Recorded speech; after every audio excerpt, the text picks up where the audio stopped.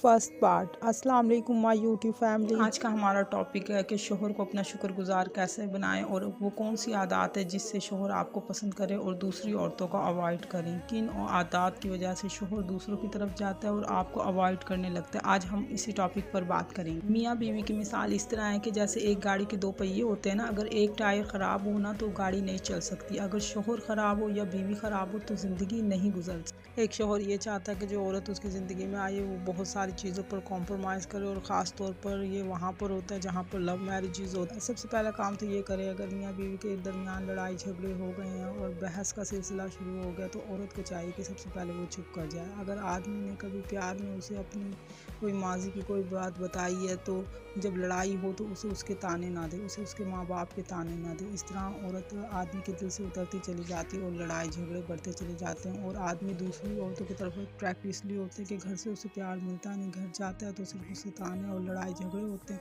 جس کی وجہ سے آدمی دوسری عورتوں کی طرف مائل ہونا شروع ہو جاتا ہے۔ آدمی میٹھی زبان کو پسند کرتا ہے۔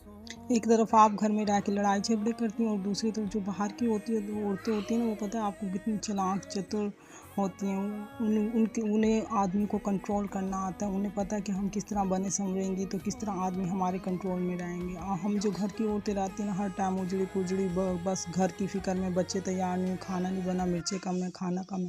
اور جو باہر کی عورتیں ہوتی ہیں نا، وہ ایسی نہیں ہوتی، جسے آپ کہتے ہیں نا مکار ٹائپ ہوتی ہیں، انہیں آدمی کی جیب سے مطلب ہوتا ہے، انہیں آدمی سے مطلب نہیں ہوتا، انہیں ان سے کوئی پیار نہیں ہوتا، انہیں صرف ان کے پیسوں سے مطلب ہوتا ہے۔ ایسی عورتیں مکار اور فریب کار ہوتی ہیں، انہیں پتہ ہوتا ہے، انہیں آدمی کی سائیک کا پتہ، وہ ان کی سائیکالوجی پہ کام کرتی ہیں، انہیں پتہ ہوتا ہے کہ اس ٹائم انہیں کس چیز کی ضرورت ہے۔